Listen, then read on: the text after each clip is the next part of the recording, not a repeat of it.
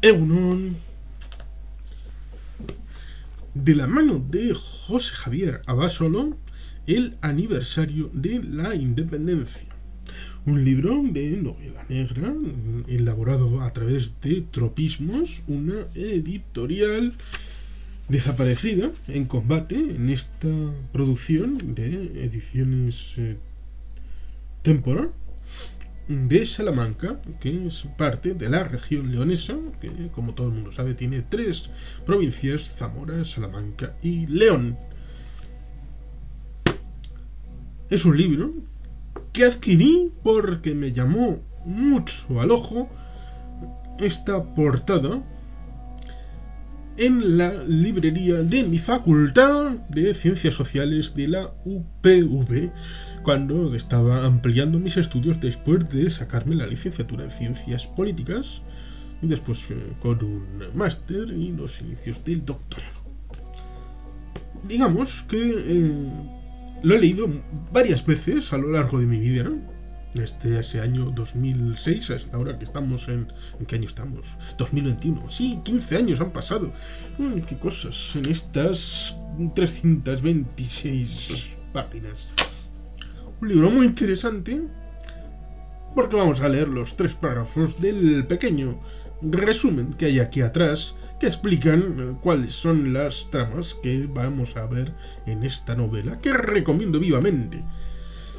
Cuando se aproxima el primer aniversario del pacto por el que Euskadi accedió a la independencia, a Jokin Echaniz, un ertzaina obsesionado por la muerte de un atentado etarra de su antiguo compañero, le asignan uno procedente de un grupo de los antiguos militantes de ETA que, en virtud del citado pacto por la independencia, han ingresado en la policía de la recién creada República Vasca. Es decir, por un lado tenemos ese choque de esa gente mató a mi compañero, y yo tengo ahora, después de la independencia surgida del pacto con la gente esa, tengo que chuparme a uno de aquellos como compañero de trabajo a partir de ahora. Ahí va a haber sus más y sus menos, con Jokin, Es un tema, por lo tanto, interesante. Es tema respecto a cosas que han pasado en el mundo. Esto de que después de un proceso de paz, los antiguos guerrilleros se incorporan en cierta medida, aunque, por ejemplo, en el Estado español, sí, por ejemplo, esas cosas no pasan, por ejemplo, con los húmedos, la unidad militar democrática,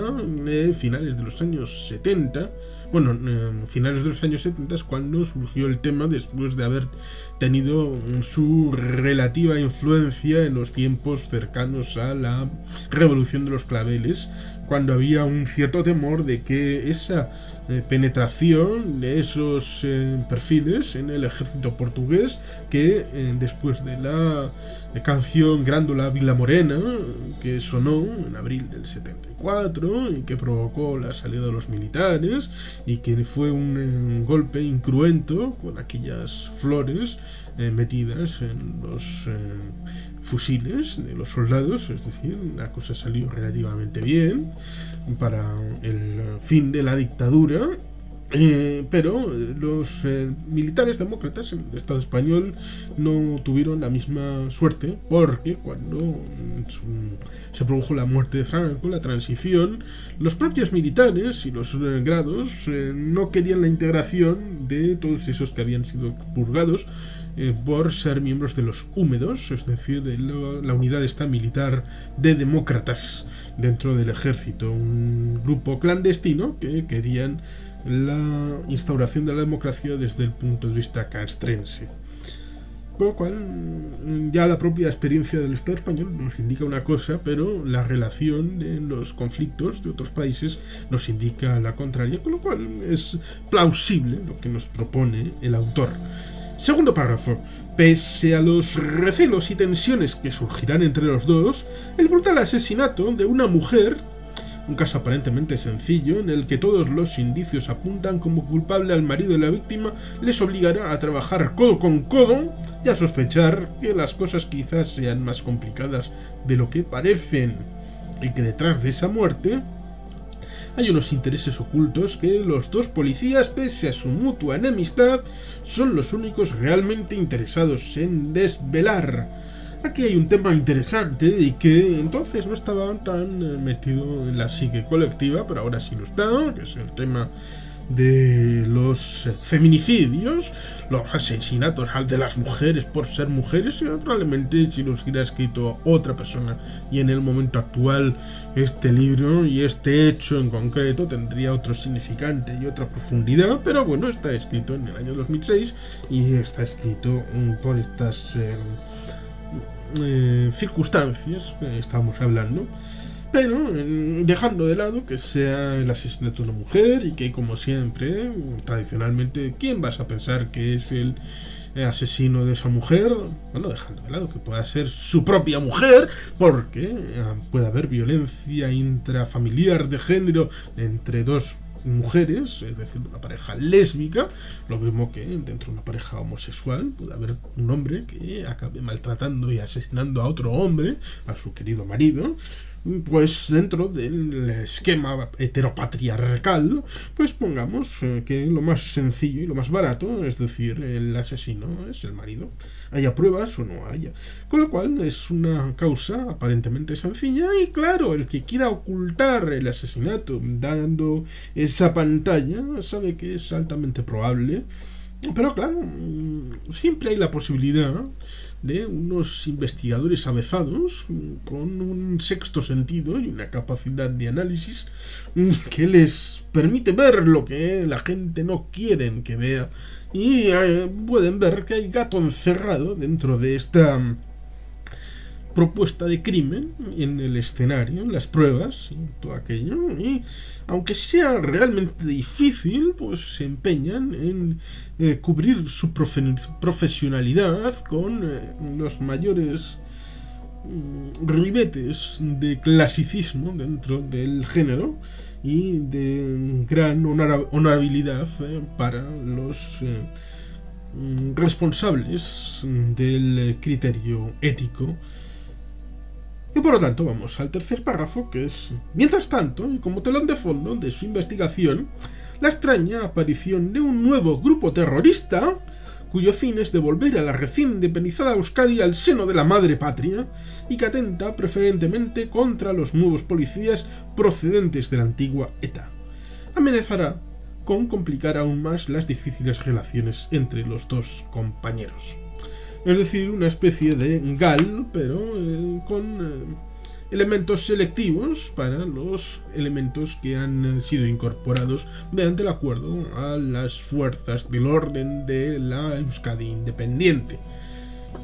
Con lo cual es un tema interesante lo que aborda en este último párrafo, porque normalmente en el Estado español, cuando se produce la segregación, es para siempre, el extrañamiento es de por vida, como se puede ver, por ejemplo, no solamente en la América hispana, en el ejemplo de República Dominicana, en el año 1865, en el ámbito de Puerto Rico, Filipinas, de Cuba, por supuesto, sino también en el tema de la Guinea Ecuatorial, en el tema de la isla de Bioko, en el tema del Sáhara y, por supuesto, el mantenimiento con Canarias, las plazas de soberanía, Ceuta y Melilla, y por supuesto con el amor que tienen con Cataluña y Euskadi. Pero en general en el mundo, cuando se producen estas cosas y hay un momento de cambio, como puede ser un referéndum o un pacto de independencia, siempre quedan los rescoldos de tratar de volver a una situación anterior. Por ejemplo, en el caso británico, del tema de Irlanda, una de las posibilidades que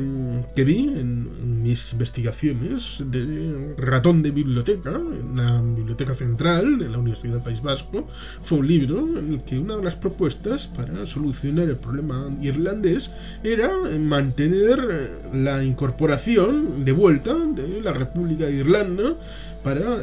hacer una Irlanda unida dentro de Gran Bretaña, un Reino Unido federal, con un reparto de poder distinto, casi como si fuera una monarquía dual, aquella del Imperio Austrohúngaro, pero actualizado y con el perfume y con el sabor británico, pero eso actualizado para el siglo XXI con la mezcolanza de la Commonwealth. Cual ahí tienes que nunca dejan de lado del todo, por lo menos conceptualmente, por lo menos los británicos, el ámbito de la britanidad, aunque hayas logrado la independencia y te hayas marchado de la familia. Pero bueno, dejando de lado esos casos tan bonitos de los británicos, o por qué no de los franceses, que siempre tienen su pata todavía en África y nunca la terminan de sacar, el libro es una novela que lamentablemente no ha sido llevada al cine todavía, ni siquiera una serie que podría haberse establecido a través de ETV o de cualquier otra cosa. Sería muy bonito verlo, yo por lo menos creo que no ha sido así. Pero bueno, aquí tenemos el aniversario de la independencia, que es una novela que, como digo, he leído varias veces y no descarto que lo vaya a hacer en un futuro. Una novela del año 2006, que la he leído varias veces. Recuerdo en la estación de Las Arenas, hace ya unos cuantos años, que venía de terminar de leer y con un muchacho sudamericano, amigo, y bueno, pues me vio y me dijo: conozco al autor, si quieres en un momento, no en ese momento, porque todavía no teníamos estas cosas tan bonitas, por lo menos yo no la tenía tan desarrollada, solamente tenía un teléfono que era para llamar y él no tenía en ese momento el número, pues que me ponía en contacto con el autor. Luego, posteriormente, a través de Facebook he tenido la posibilidad de contactar con el autor, y hace no mucho estuve en la presentación de su último libro sobre el inspector otrora Ertzaina Goiko, cuyos libros de momento no he leído. El único que he leído, creo, de José Javier Abasolo es el aniversario de Independencia, error que espero en algún momento superar. De momento está este libro, y que en 2021, en esa presentación, fue firmado por el autor, cosa que agradezco, y quiero hacer extensiva ese agradecimiento con la recomendación para que todo el mundo se acerque al aniversario de la independencia y lea el libro con mucho cariño. Como adenda, pues se puede decir que probablemente no existiría Atentado con Jura y Geldo sin haber tenido en el background la lectura de este libro, sea consciente o no, en el momento en el que lo escribí, sea confesable o inconfesable, con lo cual es de agradecer que este autor pusiera una piedra fundamental para que yo pudiera escribir el inicio de mi trilogía de Aitor Pleguezuelos. Y sin más, es que ricasco, auguro bat, Betty Gelpian.